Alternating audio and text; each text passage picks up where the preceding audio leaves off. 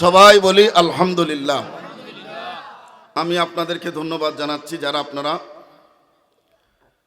এখনো পর্যন্ত আমি গুনাহগার অযোগ্য মানুষের সামনে আপনারা বসছেন। আমার বিশ্বাস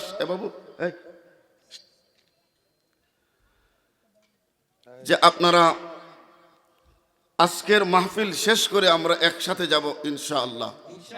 আমরা সবাই রাজি আছি তো ইনশাআল্লাহ? আল্লাহ কবুল করতেন। আমাকে একটি বিষয় দেওয়া হয়েছে রাসূল সাল্লাল্লাহু আলাইহি ওয়াসাল্লামের প্রতি সাহাবায়ে কেরাম আলাইহিমুর রিদওয়ানের ভালোবাসা। আমি জানি না, এখানে এসে জানছি। যাই হোক, আমরা যারা এখানে বসেছি আমরা সবাই নবী সাল্লাল্লাহু আলাইহি ওয়াসাল্লামের উম্মত, এতে কোনো সন্দেহ।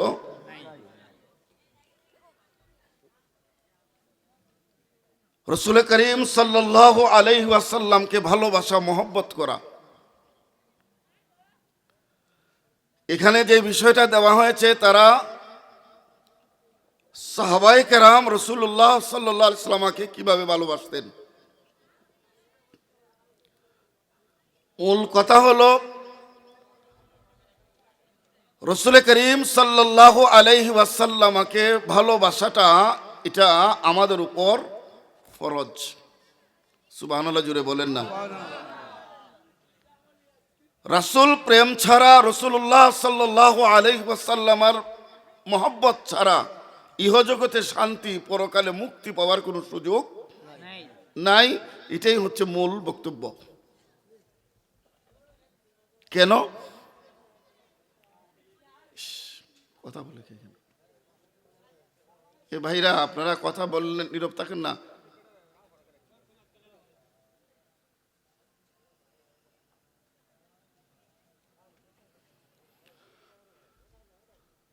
যাই হোক, রাসূল করিম সাল্লাল্লাহু আলাইহি ওয়াসাল্লামকে আমরা কেন ভালোবাসবো? কোনো তর্কের দরকার নাই, বিতর্কের প্রয়োজন নাই। আমরা আগেই স্বীকার করেছি আমরা আমাদের নবীর উম্মত। তো আমার নবীকে আমি ভালোবাসবো, আমরার নবীকে আমরা ভালোবাসবো, এতে কোনো অভিযোগ আছে? কোনো আপত্তি আছে? কারো যদি ভালো না লাগে সে ভালোবাসবেন, এটা তার ব্যাপার। কিন্তু রাসূলুল্লাহ সাল্লাল্লাহু আলাইহি ওয়াসাল্লামের ক্ষেত্রে সামান্যটুকুন ছাড় দেওয়ার সুযোগ ইসলাম কাউকে দেয় নাই। সম্মানিত হাজিরিন, এই জন্য রাসূল করিম সাল্লাল্লাহু আলাইহি ওয়াসাল্লাম বলেছেন, আলা লা ঈমানা লিমান লা মুহাব্বাতা লা। জবান করে বড় করে বলেন সুবহানাল্লাহ। আলা লা ঈমানা লিমান লা মুহাব্বাতা লা। সাবধান, আলা লা ঈমানা, ওই মানুষটার ভেতরে ঈমান নাই যার ভেতরে হুব্বে রাসূল নাই, আমার নবীর মহব্বত এবং ভালোবাসা নাই, তার ভেতরে ঈমান নাই। জুড়ে বলুন সুবহানাল্লাহ। অপর হাদিসে আমার নবী সাল্লাল্লাহু আলাইহি বলেছেন, লা ইউমিনু আহাদুকুম হাত্তা আকুনা আহাব্বা ইলাইহি মিন ওয়ালিদিহি ওয়া ওয়ালাদিহি ওয়ান নাসি আজমাইন। ওই পর্যন্ত তোমরা কখনো কেউ মুমিন হতে পারবে না। লা ইউমিনু আহাদুকুম, তোমাদের মধ্য থেকে কেউই মুমিন হতে পারবে না কতক্ষণ পর্যন্ত? যতক্ষণ পর্যন্ত আমি রাসূলকে ভালো না বাসবে, মহব্বত না করবে।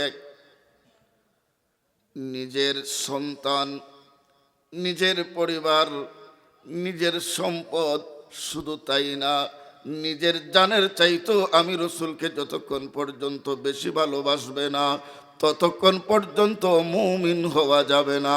জুড়ে বলুন সুবহানাল্লাহ। সম্মানিত হাজিরিন, এইভাবে যদি আমি হুব্বে রসুলের উপর হাদিস বলে যাই, অনেক কথা বলার সুযোগ হবে।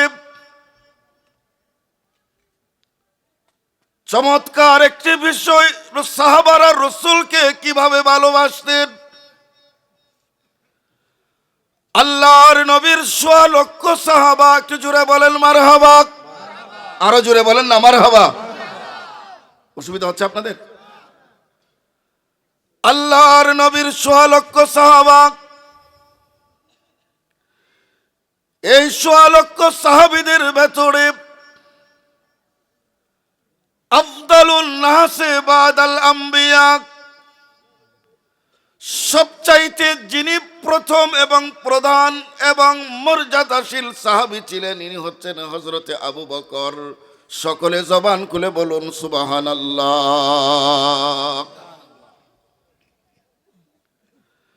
হযরতে আবু বকর সিদ্দিক রাদিয়াল্লাহু তাআলা আনহু কিভাবে রাসূলকে মহব্বত করতেন শুনেন। সাহাবায়ে কেরামের আদতে কারিমা ছিল, অভ্যাস ছিল, যতক্ষণ আল্লাহর নবী মসজিদে নববীতে মজলিসে বসতেন, সাহাবায়ে কেরাম নীরব আদবের সাথে মহব্বত নিয়ে আল্লাহর নবীর মজলিসে তারা বসে থাকতেন, নড়াচড়া করতেন না। আল্লাহর নবী যখন তাদেরকে বিদায় দিতেন, অথবা আমার নবী যখন হুজরা শরীফে চলে যেতেন, এক একজন সাহাবা ধীরে ধীরে বিদায় নিয়ে যার যার ঘরে চলে যেতেন। একদিন আল্লাহর নবী রাত্রিবেলা প্রয়োজন শেষ করে হুজরা মুবারকে ঢুকে গেলেন, দরজা বন্ধ করে দিলেন। সমস্ত সাহাবারা যারা প্রেজেন্ট ছিলেন, উপস্থিত ছিলেন, তারা চলে গেলেন। কিন্তু হযরতে আবু বকর রাদিয়াল্লাহু তাআলা আনহু এমন এক আশিকে রাসূল, সুবহানাল্লাহ, হযরতে আবু বকর সিদ্দিক রাদিয়াল্লাহু তাআলা আনহু বাড়িতে গেলেন না। নিজের ছেলে মেয়ের কাছে গেলেন না। কি করলেন? আল্লাহর নবী রাহমাতুল লিল আলামিনের হুজরা শরীফের দরজা মুবারক লাগানোর পর হযরতে আবু বকর নিজের মাথাখানা আমার নবীর দরজার চৌকাঠের সামনে রেখে লম্বা হয়ে শুয়ে গেলেন। জুড়ে বলেন। একটু একটু চিন্তা করে দেখেন রে বাবা, এটা কেমন প্রেম, এটা কেমন ভালোবাসা। মাথার নিচে কোনো বালিশ নাই, শোয়ার জন্য কোনো বিছানা নাই। সিদ্দিকের ঘরে বালিশের অভাব নাই, বিছানার অভাব নাই, আরাম আনন্দের আয়েশের কোনো অভাব নাই। কিন্তু আবু বকর মাথাটা আমার নবীর চৌকাঠের উপর দিয়ে লম্বা হয়ে শুয়ে গেছেন রাত্রিবেলা। আল্লাহ নবী সাল্লাল্লাহু আলাইহি ওয়াসাল্লাম যখন তাহাজ্জুদের সময় উঠে দরজা খুললেন, আবু বকর লাফ দিয়ে উঠে বললেন, ইয়া রাসূলুল্লাহ, আমি হাজির। একটু বড় করে বলেন না সুবহানাল্লাহ। আমার নবী বলেন, আবু বকর তুমি কি বাড়িতে যাও নাই? আবু বকর বলে, ইয়া রাসূলুল্লাহ, আমি বাড়িতে কেমনে যাব? বাড়িতে যদি আমি যাই আর নিদ্রায় ঘুমে যদি আমাকে ধরে ফেলে, ইয়া রাসূলুল্লাহ, ওই ঘুম ছুটার কারণে যদি আমার আপনার দরবারে আসতে বিলম্ব হয়, ইয়া রাসূলুল্লাহ, আমার আগে আপনার এই নূরানি চেহারা সাহাবারা দেখবে, আমি আবু বকরের কলিজাটা ছিঁড়ে যাবে, আমি এটা মানতে পারি না। এই কারণে ইয়া রাসূলুল্লাহ, আমার জীবনে এই তামান্না আমি করে রেখেছি, সর্বশেষ যদি আপনাকে কেউ দেখে সে হবে আমি আবু বকর, আর সর্বপ্রথম কেউ যদি আপনাকে দেখে সেও হবে আপনার আবু বকর। এই কারণে আমি আপনার চৌকাঠে লম্বা হয়ে ঘুমিয়েছিলাম। জবান খুলে বড় করে বলেন সুবহানাল্লাহ, আরো বড় করে বলেন না ইয়া রাসূলুল্লাহ। আমি দুই কদমে চুমু খাবো, দুই কদমে আবো, চরণ ধুলি মাখবো গায়ে, পাইলে আপনায় গো নবী। কি অসুবিধা হচ্ছে আপনাদের? খারাপ লাগতেছে আপনাদের?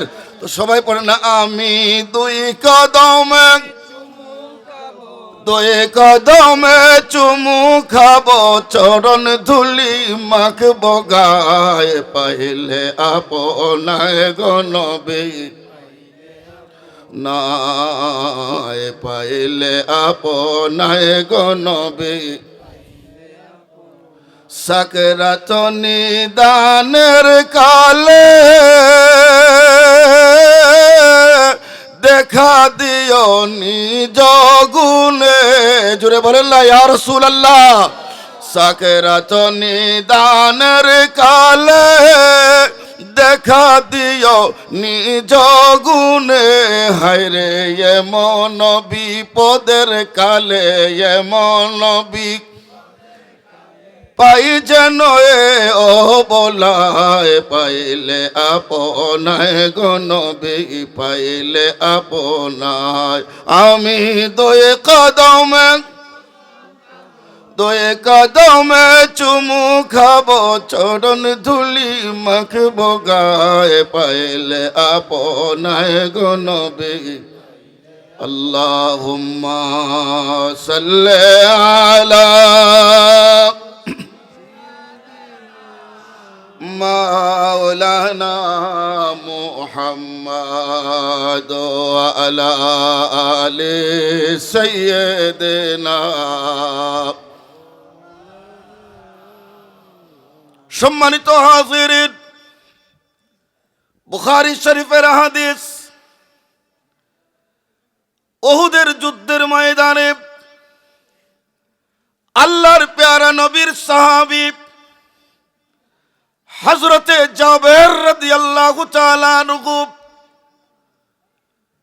উনার আব্বা উহুদের যুদ্ধে যুদ্ধ করতে করতে শাহাদত বরণ করলেন। ইন্না লিল্লাহি ওয়া ইন্না ইলাইহি রাজিউন।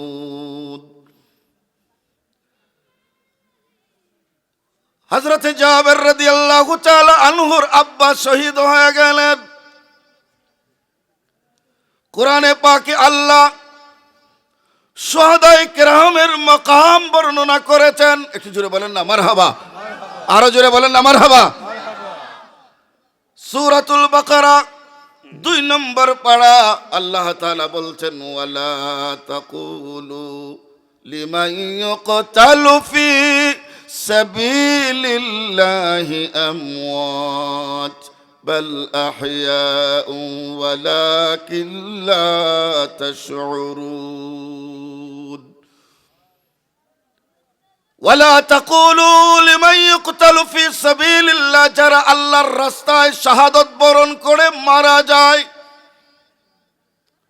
আল্লাহ বলেন খবরদার তোমরা তাদেরকে মৃত বলিও না। কে বলতেছেন? জোরে বলেন না, কে বলতেছেন? ওয়ালা তাকুলু লিমান ইউকতালু ফি সাবিলিল্লাহ, আল্লাহর রাস্তায় জিহাদ করে যারা শাহাদাত বরণ করেছে তোমরা তাদেরকে মৃত বলিও না। আল্লাহ তাহলে তারা কি? আল্লাহ বলেন বাল আহইয়া, এরা হচ্ছে জিন্দা, শহীদ হওয়ার পরও জিন্দা। শহীদ হওয়ার পরও কি? জোরে বলেন না। আমি কেন বলতেছি? আমরা যারা আহলে সুন্নাত ওয়াল জামাতের আকীদায় বিশ্বাসী সুন্নি মুসলমান, দুইটা হাত তুলে এখন, ঠিক না বে ঠিক? বাবা দুইটা হাত তুলে এখন না, আমরা কোন মুসলমান? সুন্নি। আরো জোরে বলেন না, আমরা সুন্নি মুসল। আমরা রে কেউ সুন্নি কইলে আমরা বেজারি না খুশি হই? আমরা খুশি। কারণ আমাদের নাম, বাবার নাম, দাদার নাম, দাগ, খৈতান, ফরসা, ভলিউম সব ঠিক আছে। কথা কই না আপনারা? আমাদের কোনো ভেজাল। কিন্তু আমরা যখন মাঝে মাঝে কিছু বই পুস্তক পড়ি আমাদের হৃদয় ভেঙে যায়। কিছু কিছু মাওলানা সাহেবরা লিখছেন যে রসুল হায়াতুন নবী নন, উনি 8-10 জন মানুষের মতো মইরা মাটির সাথে একবার পুচ্ছ করলে শেষ। কথাটা বুঝছেন না? নাউজুবিল্লাহ সবাই বুঝছেন না? আমরা নবী মারা যাওয়ার পরে অন্যান্য মানুষ যেরকম মইরা মাটির লগে মিশা জায়গা কোনো খবর থাকে না, আমরা রসুল নাকি এরকম। জোরে কোন নাউজুবিল্লাহ মিন যালিক। তো যেখানে নবীর প্রেমে শহীদ হয়ে আল্লাহ শুহাদাকে মৃত বলতে নিষেধ করেছেন, সেখানে আমার নবী মরা।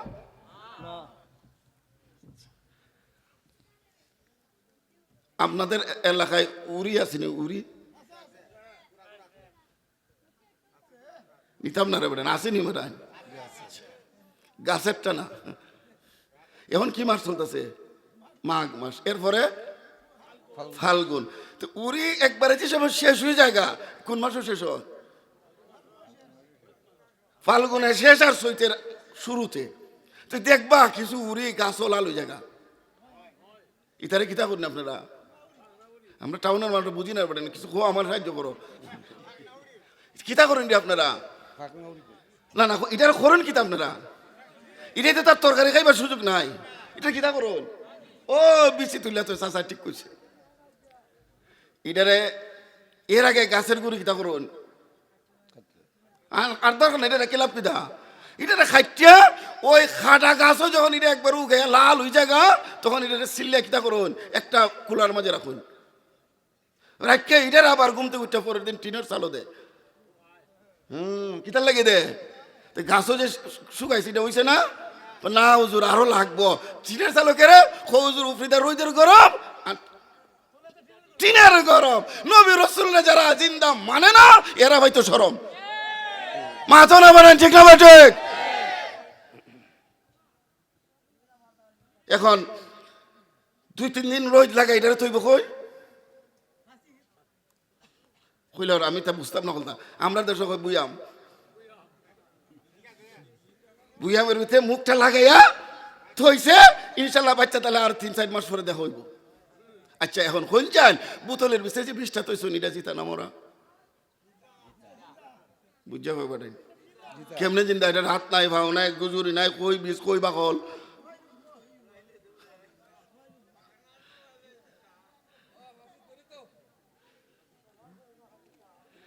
এখন এই বিষের কাছে কেউ যদি যে বলে এই বিষ তুই তো মরা,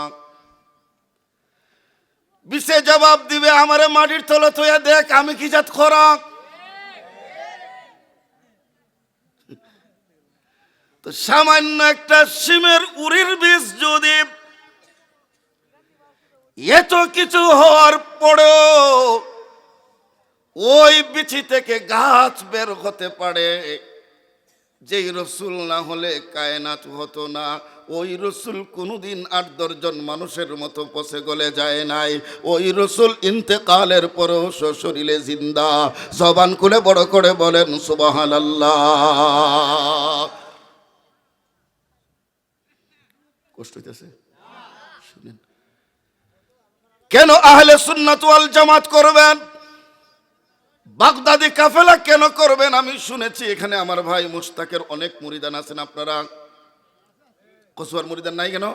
মারহাবা কইনা, আরো জোরে কইনা মারহাবা। আরো হক যত সিলসিলা, সব হক সিলসিলা আমার মাথায় তাজ। সম্মানিত হাজিরিন, একজন আরবি মানুষ মদিনাতুল মুনাওয়ারায় এসেছেন। কেন এসেছেন? আল্লাহ কুরআনুল কারীমের ভেতরে বলেছেন ওয়ালাউ আন্নাহুম ইয যালামু আনফুসাহুম জাউকা ফাস্তাগফিরুল্লাহ ওয়াস্তাগফার লাহুমুর রাসূল লাওয়াজাদুল্লাহ তাওয়াবার রহিমা। আল্লাহ কোরআনে নির্দেশ দিয়েছেন, ইয়া রাসূলুল্লাহ, আপনার উম্মত যখন গুনাহ করবে, আত্মার উপর জুলুম করবে, ইয়া রাসূলুল্লাহ, ওই গুনাহগার গুনাহ করার পর সে যেন বসে না থাকে, যাউকা, আপনি রাসূলের দরবারে হাজির হয়ে যায়। জুড়ে বলুন সুবহানাল্লাহ। তাহলে মদিনায় যাওয়া, নবীজির কাছে যাওয়া নির্দেশটা কার? জুড়ে বলেন কার? ও মদিনার মাটি রে, তুই যে বড় খাটি রে, মাটি রে, তুই যে বড় খাটি রে,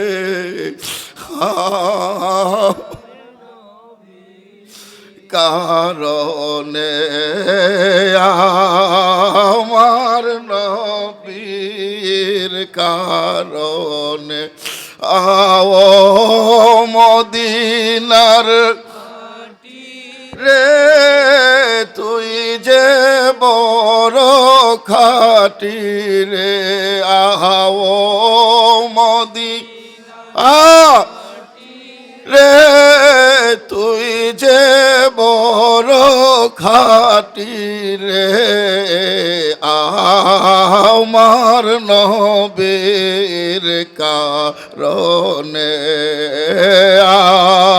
আমার নবীর, আল্লাহর নবী নূরের নবী, আল্লাহর নবী নূরের নবী, নাই যে যার তুলনা, নূরে ঝলমল ঝলমল করে সোনার মত, নূরে ঝলমল ঝলমল করে সোনার মদিনা, আল্লাহর নবী, সবাই পড়েন না, আল্লাহর নবী নূরের নবী, নাই যে যার তুলনা, নূরে ঝলমল ঝলমল করে, আমার বুঝে মনে যে বুঝে মানে না, আমার বুঝে মনে যে বুঝে মানে না, যেতে চাই সোনার মদিনা, মনের আশা পুরাও রাব্বানা, মনের ওরা রাব্বানা, আমার বুঝে মনে যে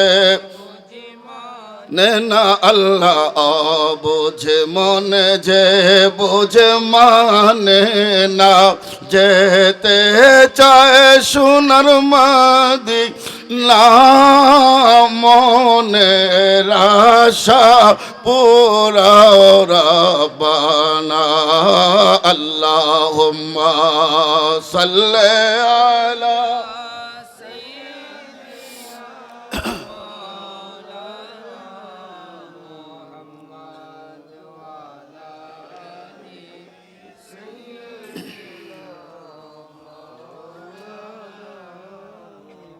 কষ্ট হচ্ছে আপনাদের।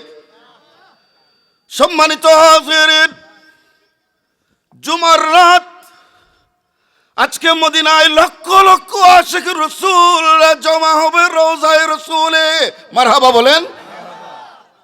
আল্লাহ যেন আমাদের এই আয়োজন, আমাদের এই জমা, আমাদের এই উপস্থিতি, আমাদের এই ইশকে রাসূল যেন আল্লাহ কবুল করে।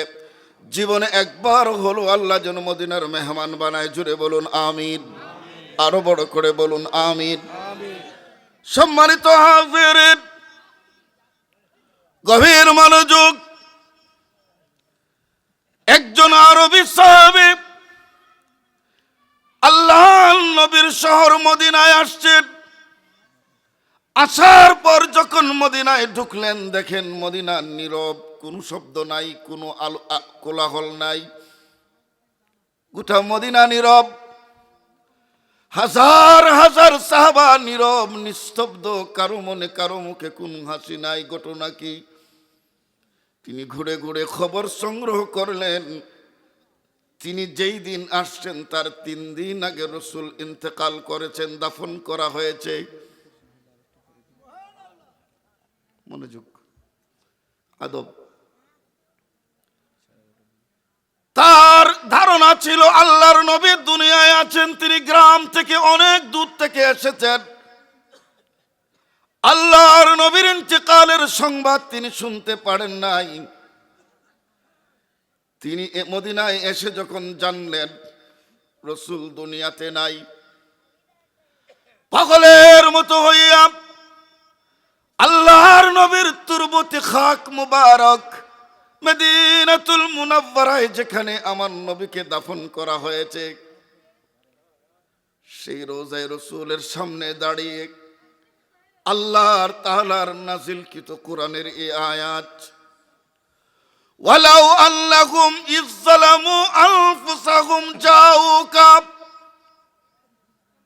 তিনি ডেকে ডেকে বলেন, ইয়া রাসূলুল্লাহ, আমি জানি না আপনি ইন্তেকাল করেছেন। কোরআনের এই আয়াত পড়ার পর, ইয়া রাসূলুল্লাহ, আমি আমার জীবনের গুনার বোঝা নিয়ে আপনি নবীর রওজার সামনে দাঁড়িয়ে গেছি। আরো জোরে, ইয়া রাসূলুল্লাহ, আমি এমনিতে আসি নাই, আল্লাহ আদেশ করেছেন এই জন্য এসেছি। কিন্তু ইয়া রাসূলুল্লাহ, এসে শুনেছি আপনি ইন্তেকাল করেছেন, এখন আমার কি হবে?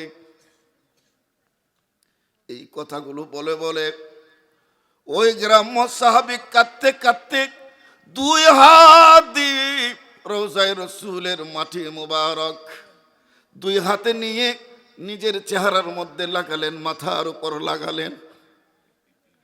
এইভাবে যখন কাঁদতে কাঁদতে রওজায়ে রসুলের সামনে পড়ে গেলেন, হঠাৎ করে রওজা শরীফের ভিতর থেকে আওয়াজ আসলো, যা যা, তোর মন ছোট করবে না, আল্লাহ রাব্বুল আলামিন তোমার জীবনের গুনাহ মাফ করে দিয়েছে। আরো জোরে বলেন না ইয়া রাসূলুল্লাহ। अजब रंग पर है बहारे मदीना, अजब रंग पर है बहारे मदीना, के सब जन्नती है, के सब जन्नती है, निसारे मदीना, अल्लाहुम्मा सल्ले सय्यिदना मौलाना मुहम्मद व अला आले सय्यिदना। সম্মানিত হাজিরিন, গভীর মনোযোগ। যারা হজ অথবা উমরা করেছেন দেখেছেন, যারা যান নাই যদি যান দেখবেন মদিনায়, সুবহানাল্লাহ জুড়ে কোন, অসংখ্য অগণিত পাহাড় আর পাহাড়। আমরা যখন মক্কা থেকে বাসে মদিনায় যাই, 6.5 থেকে 7 ঘন্টার জার্নি, 2 পার্শ্বে শুধু কালো কালো পাথরের পাহাড়। মনে হয় আগুন দিয়ে কেউ যেন জ্বালিয়ে রাখছে, এত কালো পাহাড়। সবগুলো পাহাড় পাথরের। কিসের? এই বাবা, উঠো তো, এদেরকে একটু উঠাই দিন এখান থেকে। কিন্তু মদিনায় ঢুকলে একটা পাহাড় দেখবেন,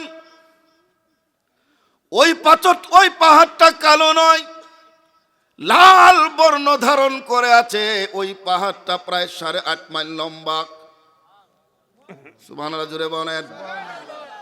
এখন বলেন তো দেখি, পাহাড়ের কি হাত পা আছে? জুড়ে বলেন। পাথর কি ভালো মন্দ বোঝার ক্ষমতা রাখে? পাথর কি জান্নাত জাহান্নাম চিনে? হ্যাঁ, কি বলেন? চিনে? কে চিনে? কোন পাহাড় চিনে? যেই পাহাড়ে আমার নবীর কদম মোবারক লেগেছে, ওই পাহাড়ের কথা বলার শক্তি চলে এসেছে। জুড়ে বলুন সুবহানাল্লাহ। मोज़ेज़ा मेरे नबी ने कह दिया तो हो गया, आपने कतरे को दरिया, आपने कतरे को दरिया कह दिया तो हो गया, मोज़ेज़ा मेरे नबी ने कह दिया तो हो गया। আমার আশিক রাসূল ভাইরা, পর্দানশীল মা বোনেরা, কোন একদিন আল্লাহর নবী উহুদ পাহাড়ের উপর দাঁড়িয়েছিলেন। সাথে ছিলেন হযরতে আবু বকর, হযরতে ওমর, সুবহানাল্লাহ জোরে কর, হযরতে উসমান। আল্লাহর নবী ওই পাহাড়ের উপরে যখন দাঁড়ালেন, পাহাড় আনন্দে নাচা শুরু করে দিয়েছে। ভূমিকম্প হলে যেরকম জমিন নড়ে, গোটা উহুদের পাহাড় আনন্দে নাচতেছে নাচতেছে। আল্লাহর নবী ডেকে বললেন, ইয়া উহুদ, তুমি থেমে যাও, কারণ এই তুমি পাহাড়ের উপরে একজন নবী, একজন সিদ্দিক, দুইজন শহীদ দাঁড়িয়ে আছেন। জুড়ে বলেন। আমার নবী বলেন, উম্মত, এই উহুদ পাহাড় আমি রসুলকে মহব্বত করে, আমি রসুল ওই উহুদ পাহাড়কে মহব্বত করি। আর তোমরা জেনে নাও, যার ভেতরে হুব্বে মুস্তাফা থাকবে, রসুলের মহব্বত থাকবে, সে জান্নাতি হবে। ওই উহুদ পাহাড় পুরাটা জান্নাতে যাবে। আরো জোরে বলেন না ইয়া রাসূলুল্লাহ। সম্মানিত হাজিরিন, সেই উহুদ পাহাড়ে আল্লাহর নবীর অনেক স্মৃতি রয়েছে। আল্লাহর প্যারা রাসূল সাল্লাল্লাহু আলাইহি ওয়াসাল্লাম আহত হয়ে যে গুহার ভিতরে পড়ে গিয়েছিলেন, যেখানে আমার নবী মাথা মুবারক লাগিয়েছিলেন, সেটাকে বলে গারে সাজদা। এখনো যদি আপনি ওই জায়গায় যান, নিজের নাক লাগান, আমার নবীর খুশবু মুবারক পাওয়া যায়। আরো জোরে বলেন না। উনকে महकने दिल के गुन छे खिला दिए हैं, जिस राह चल गए हैं कुछ बसा दिए हैं। কথা লম্বা হয়ে যাবে, আমি সেদিকে যাব না। আমার বক্তব্য ছিল, জাবের রাদিয়াল্লাহু আনহুর বাবা সেই উহুদের যুদ্ধে শাহাদাত বরণ করেছিলেন। আমরা জানি আল্লাহর নবী সাল্লাল্লাহু আলাইহি ওয়াসাল্লাম আহত হওয়ার কারণে মুখ মুবারক থেকে রক্ত মুবারক গুলো যখন জমিনের দিকে পড়ছিল, এখন বলেন তো দেখি, শরীয়তের মাসালা, উনি সভাপতি সাহেব, উনার রক্ত উনার ছেলের জন্য খাওয়া হালাল না হারাম? কথা বলেন না। উনি কেন? আম মাসালা, মানুষের রক্ত মানুষের জন্য খাওয়া হারাম। যেই গরু, ছাগল, মুরগ, হাঁস জবে করেছেন, জবাইকৃত প্রাণীর শরীরে যেই রক্তটা মরে লেগে থাকে, এটা খাওয়া হালাল না হারাম? হারাম। এটা আমরা ভালো বুঝি। রক্ত খাওয়া কি জোরে কোনো বড়াই? মরা মাংস, মরা প্রাণীর গোশত খাওয়া, সুদ খাওয়া,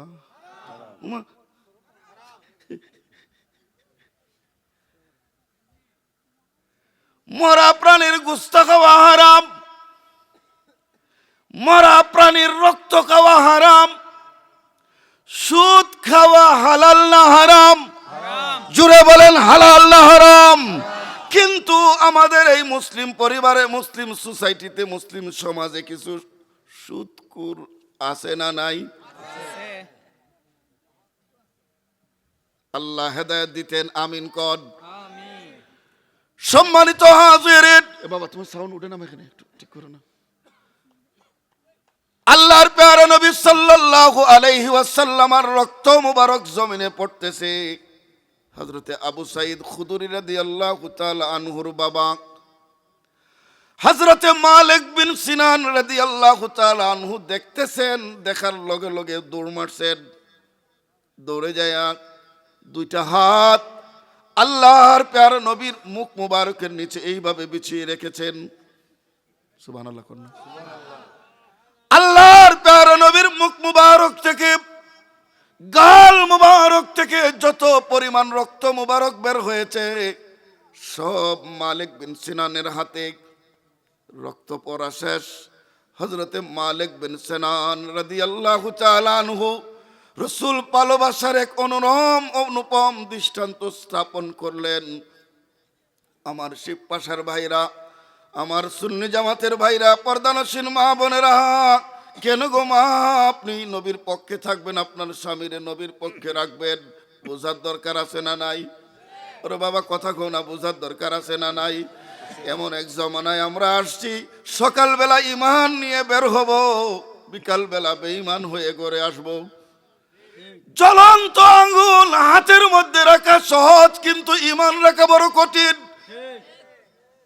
ওই সময় ওই ক্লান্তি এখন আমরা অতিবাহিত করছি। আল্লাহর নবীর সাহাবী হযরতে মালিক বিন সিনান রাদিয়াল্লাহু তাআলা আনহু রক্ত মুবারক গুলো হাতে জমালেন। জমানোর পর কি করলেন? ওই রক্ত মুবারক গুলো কোথাও ফেললেন না, দুই হাত দিয়ে আল্লাহর প্যারা নবীর সামনে হযরতে মালিক বিন সিনান রাদিয়াল্লাহু তাআলা আনহু রক্তগুলো খেয়ে পেটের ভিতরে নিয়ে নিলেন। জুড়ে বলেন। এখন যারা হয় রাসূলুল্লাহ আমরার মতো মানুষ, এরার জিগান এখন ফতুয়া কি? রক্ত খাওয়া হালাল না হারাম? এখন সাহাবী কি খাইছে আপনি কইতে পারবেন হারাম খাইছে না? আল্লাহর নবী জিজ্ঞেস করলেন, মালিক বিন সিনান তুমি কি করলে? মালিক বিন সিনান বলে, ইয়া রাসূলুল্লাহ আমার মা বাবা আপনার কদমে কুরবান। ও নবী, আপনার যেরকম তুলনা নাই, আপনার জিসিম মুবারক থেকে বের হওয়া রক্তের কোনো মিসাল নাই। ইয়া রাসূলুল্লাহ ওই রক্তগুলো কোথায় ফেলবো? আমার ঈমান গাওয়ারা দেয় নাই। এই জন্য ইয়া রাসূলুল্লাহ আপনার এই ফুদলাত রক্ত মুবারক আমি মালিক বিন সিনানের পেটে হজম করে রেখেছি। আরো জোরে বলেন ইয়া রাসূলুল্লাহ। আল্লাহর নবী ডেকে বলেন, মালিক বিন সিনান তুমি রক্ত পান করো নাই, জেনে নাও আমি নবীর রক্ত মুবারক যার রক্তের সাথে মিশে গিয়েছে, আল্লাহ তার জন্য জাহান্নামের আগুন হারাম করে দিয়েছে। রাসূল প্রেম। সম্মানিত হাজিরিন, রাসূল সাল্লাল্লাহু সাহাবারা কেমনে ভালোবাসতেন? হযরতে উরওয়া সাহাবী রাসূল, যারা কামিলে পড়ছে তারা বলবে, হযরতে উরওয়া ইবনে মাসউদ মুসলমান হওয়ার আগে, ইসলাম ধর্ম গ্রহণ করার আগে, কি কষ্ট দিচ্ছে আপনারা? ইসলাম ধর্ম গ্রহণ করার আগে তিনি ইহুদি নাসারাদের কাছে থাকতেন। তিনি ইহুদি, তার কাজ ছিল বিভিন্ন দেশে রাজা বাদশার কাছে যাওয়া, খবর আদান প্রদান করা। একদিন উরওয়া ইবনে মাসউদ কে আবু জেহেল,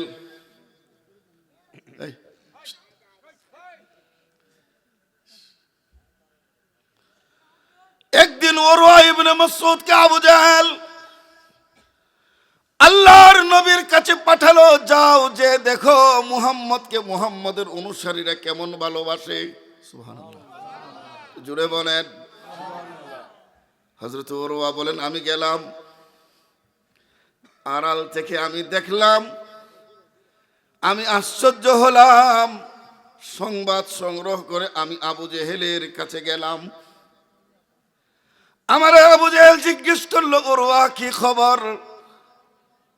আমি বলি আবু জেহেল, আল্লাহ আমাকে কিসমত দিয়েছেন, আমি অনেক রাজা বাদশার দরবারে গিয়েছি, বাদশাকে প্রজারা কিরকম সম্মান করে আমি দেখেছি, কিন্তু কসম আল্লাহর, আজকে মুহাম্মদের অনুসারীরা মুহাম্মদকে যেই পরিমাণে ভালোবাসা দেখাইছে আমি পৃথিবীর কোথাও এরকম ভালোবাসা দেখি নাই। আবু জেহেল বলো, কি করেছে?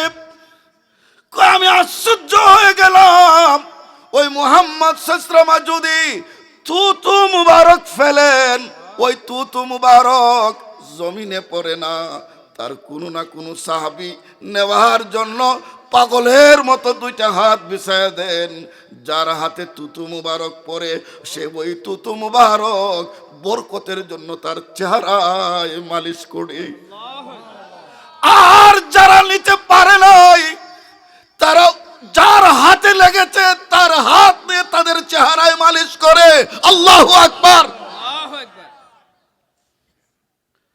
শুধু তাই না, মুহাম্মদ সাল্লাল্লাহু আলাইহি ওয়াসাল্লাম ওযু করলে ওযুর পানিও জমিনে পড়ে না, এত ভালোবাসা। সম্মানিত হাজিরিন, কথা লম্বা হয়ে যাবে, আমি সেদিকে যাব না।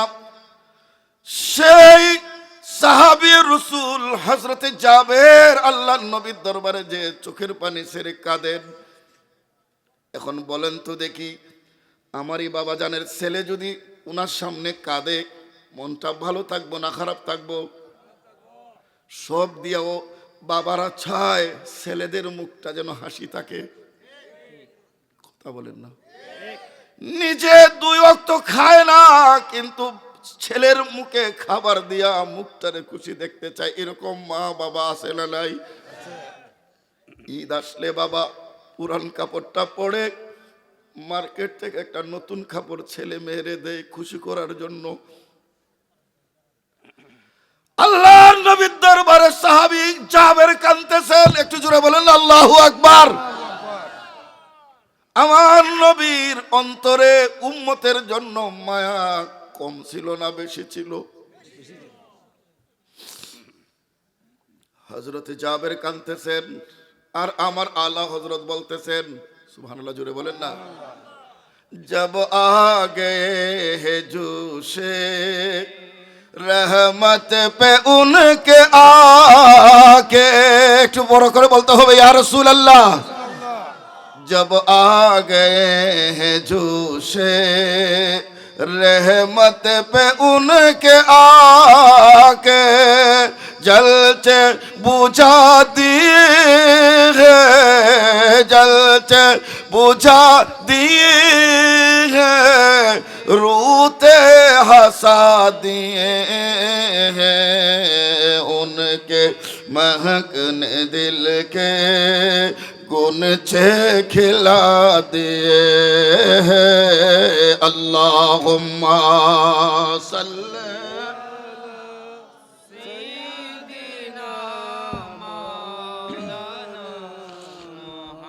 व अला आले सय्यदना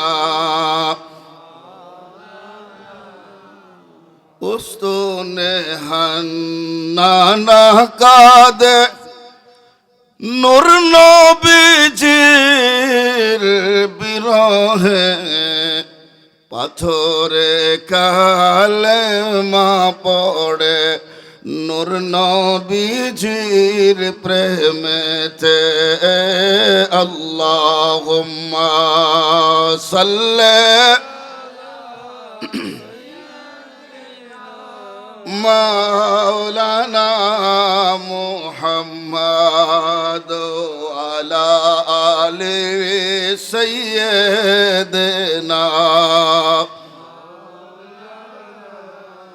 সম্মানিত হাজিরিন, গভীর মনোযোগ। আল্লাহর নবী জিজ্ঞেস করলেন, জাবের তুমি কেন কাঁদো? ইয়া রাসূলুল্লাহ, আপনি জানেন আমার বাবা উহুদের যুদ্ধে শহীদ হয়েছেন। হ্যাঁ, কিন্তু ইয়া রাসূলুল্লাহ, আমার বাবা ওই হালতে শাহাদত বরণ করেছেন।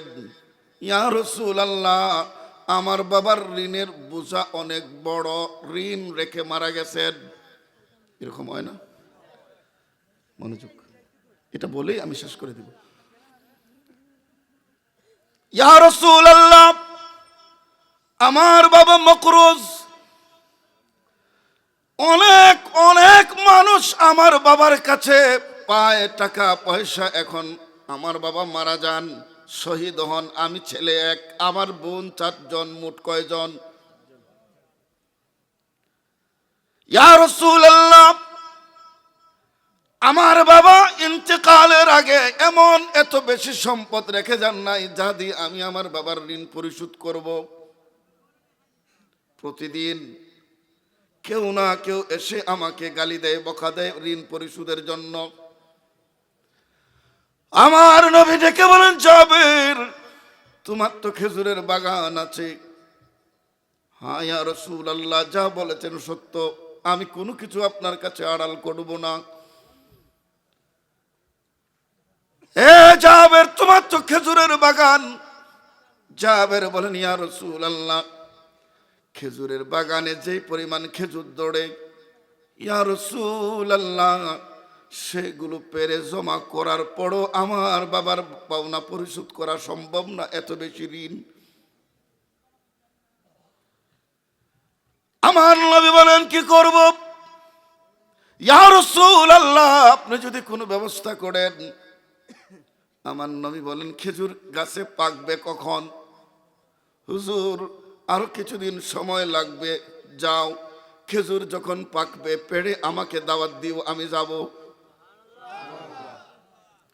20-30 বছর আগে মানুষ যখন নতুন ধান কাইট্টা গরু আনছে, গড় মুচ্ছা মসজিদের মেসাব রেখা হয়েছে, মাতো না বড় উনকাইতে আসেনি, এর লাগে তুই ফাত্তরের মাইরা লই জাগা।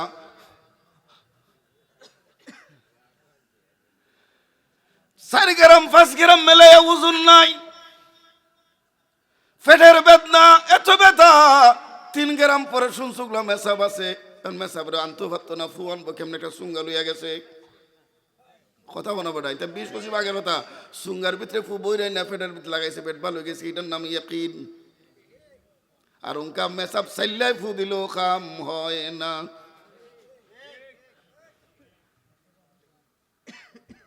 সম্মানিত হাজিরিন, আগে শবে বরাতের সান, এটার নাম আসলো 32 সান, রুডি 32 সান। আর এখন মোল্লারা ফতুয়া দিয়া দেয়, এটার একবার 12টা বাজাই দিছে। এখন সব বড়াই তুই নাই, একবারে মাইরে লাইছি রে। কথা বলো বেটাই, আরো জোরে কও না।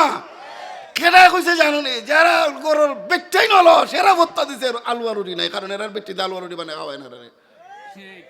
কথা কও না বেটাই। কিছু মানুষ আছে না, বেটেনদের কথা উঠে বয়, এটা সে পাশাদ নাই আর কি। হ্যাঁ, খবরদার। সম্মানিত হাজিরিন, কি রাগ করতেছেন আমার উপর? গভীর মনোযোগ। আমি আরজ করতেছিলাম, ঘরে যদি একজন হক্কানি রব্বানি পীর বুজুর্গ, আমি শুনেছি আমারই ভাই বলেছেন, উনার পীর মাওলানা মুশতাক মাহফিলে আসছেন, উনার পিছারে তিনি মিলাদ শরীফ পড়াইছেন। এটা ভালো না খারাপ? ভালো। কেন?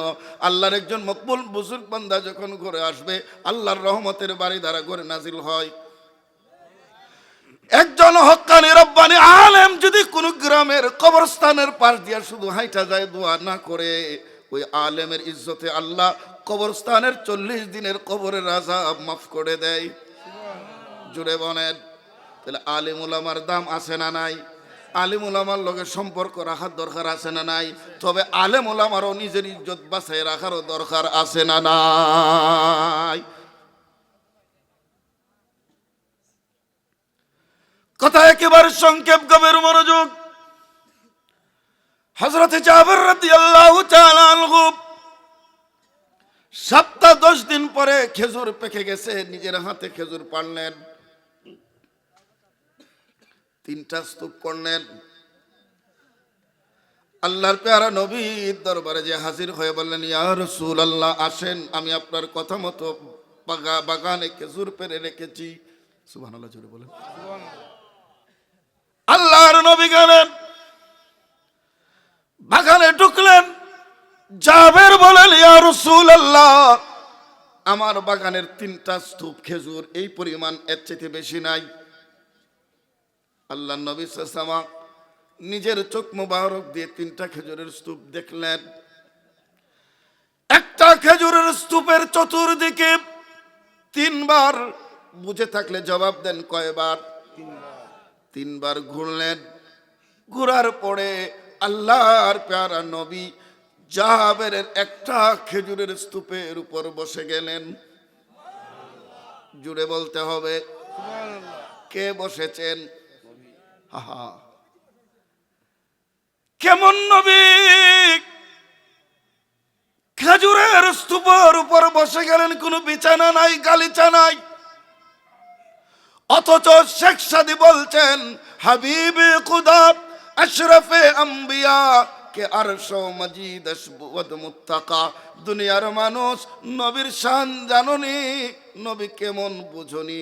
আমি শেখ সাদী বলি, হাবিবে খুদা তিনি হচ্ছেন আল্লাহর বন্ধু, আশরাফে আম্বিয়া, সমস্ত নবীদের উপরে যার মকাম, কে আরশ মজিদ আশবুদ মুত্তাকা, যেই রাসূল আল্লাহর আরশের মধ্যে হেলান দিয়ে বসবেন। সুবহানাল্লাহ, জোরে বলেন।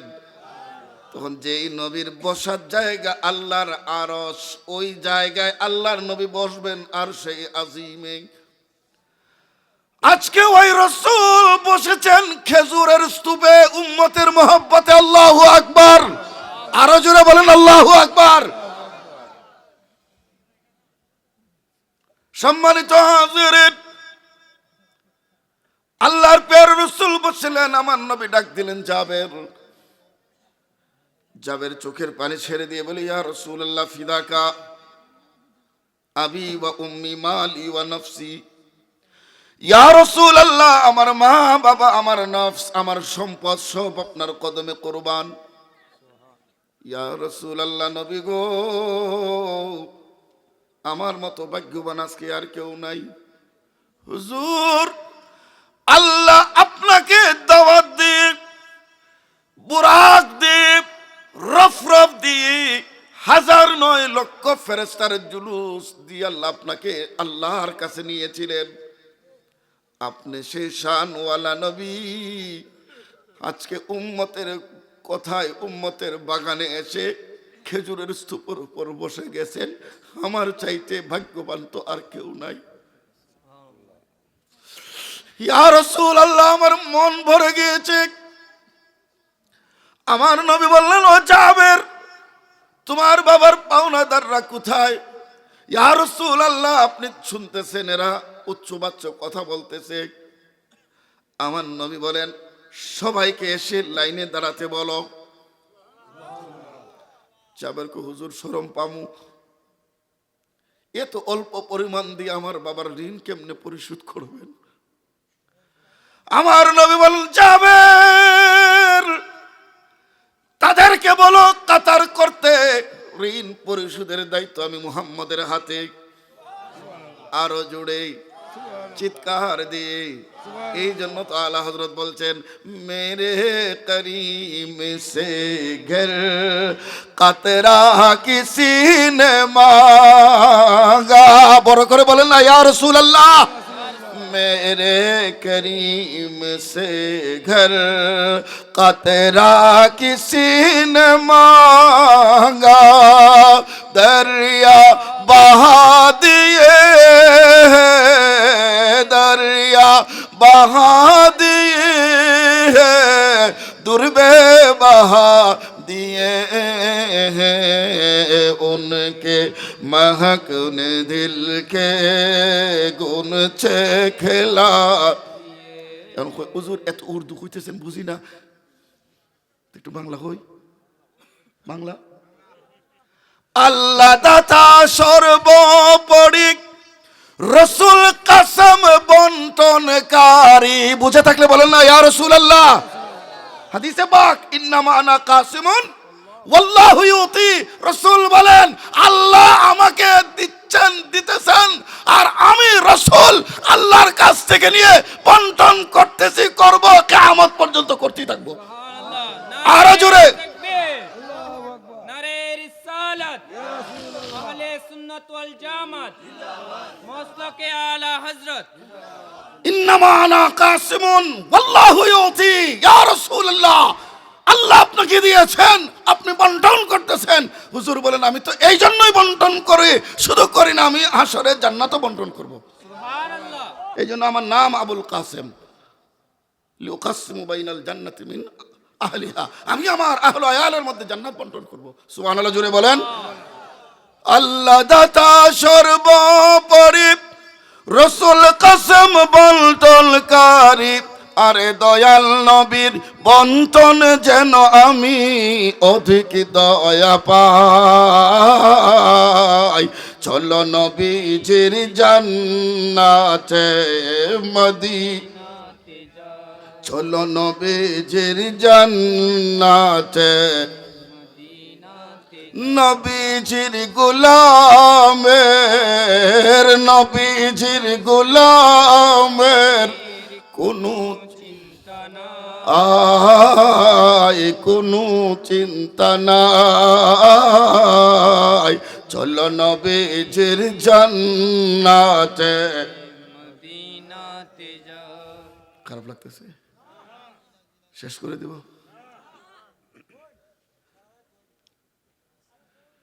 সম্মানিত হাজিরিন, আজকের যিনি সভাপতি, উনি আজকে মনে করেন 50 জন মানুষকে দাওয়াত দিচ্ছেন, খাওয়াইবেন কয়জন? 50 যা পাক করছেন মনে করেন 60 জনে খাইছে। এখন বলেন 60-70 জনে খাওয়ার পরে কি খানা থাকবো না শেষ? জি, এটাই স্বাভাবিক। এটা কি আছে? কি ছিল পুরা? আমি অর্ধেক খাইছি, অর্ধেক আছে, পুরাটা খাইলে শেষ। এমন কোন মানুষ আসেনি যে খাওয়ার পরও পুরা এক গ্লাস হয়ে থাকবো? যদি এরকম ওগুলা শিব পাশা বাইর হয়, ইলার মরিদান কিরম হইব? হ্যাঁ, সম্মানিত হাজিরিন, আল্লাহর প্যারা নবী স্তূপের উপর বসেছেন। আমার নবী বলেন জাবের লাইন ধরতে বলো। এরা লাইন ধরতে বসছে। আল্লাহর প্যারা নবী নিজের বরকতের হাত মুবারক দিয়ে, আল্লাহ আল্লাহ আল্লাহ জুড়ে বলেন আল্লাহ। হযরতে দাউদ আলাইহিস সালাম, হযরত দুইটা হাত দিয়া যত শক্ত লোহা হতো ধরতেন, মোমের মতো নরম হতো। কোন নবী? দাউদ আলাইহিস সালাম। আল্লাহ হযরতে দাউদকে এই মুজিজা দিয়েছিলেন, পৃথিবীর যত শক্ত লোহায় তিনি নবুয়তের হাত লাগাতেন মোমের মতো নরম হতো। উনি লোহাকে নরম করে কাপড় বানাইতেন পরার জন্য। এটা ছিল ওনার পেশা, এটা বিক্রি করে উনি সংসার চালাইতেন। হযরতে ঈসা রূহুল্লাহ আলাইহিস সালাম, ওনার সামনে মাটির বানানো কোনো পাখি যদি এনে রাখা হতো, ফু দিতেন, সাথে সাথে পাখিটা জীবিত হয়ে উড়ে যেত। আরো জোরে। হযরতে ঈসা রূহুল্লাহ যেই রাস্তা দিয়ে চলতেন, ধবল রোগ, আমাদের দেশে যেটা বলে দলফিসকি, কিছু মানুষের শরীর সাদা হয়ে যায়, এরকম একটা রোগ আছে না নাই? এই জাতীয় রোগের মানুষ রাস্তার পাশে দাঁড়ায়া থাকতো। আল্লাহর নবী নবুয়তের হাত দিয়ে হযরত ঈসা এইভাবে হাত দিতেন, সাথে সাথে রোগ ভালো হয়ে যেত। সুবহানাল্লাহ। আল্লাহর নবী হযরত ঈসা, উনার সামনে জন্মান্ধ মানুষ, জন্ম বলেন না, জন্ম মানে কি? মানে সে অন্ধ হয়ে জন্ম হয়েছে, তার চোখের দেখার শক্তি নিয়ে জন্ম নেই, সে জন্ম থেকে অন্ধ, মায়ের পেট থেকে অন্ধ হয়ে এসেছে। এরকম অন্ধ কোনো মানুষ ঈসা রুহুল্লাহর সামনে যদি আসতো, আল্লাহর নবী ঈসা এইভাবে হাত বোলায় দিতেন, দৃষ্টিশক্তি ফিরে আসতো। এটা ছিল মুজিজা ঈসার, মুজিজা ছিল দাউদের, আর আমার নবীর মুজিজা মেরে নবী নে কহ দিয়া তো হো গয়া। জুড়ে বলেন না ইয়া রাসূলুল্লাহ। এক ইহুদি এসে আমার নবীকে বলল, ইয়া রাসূলুল্লাহ, আপনি যদি নবী হন আমার একটা মুজিজা দেখান। কি মুজিজা?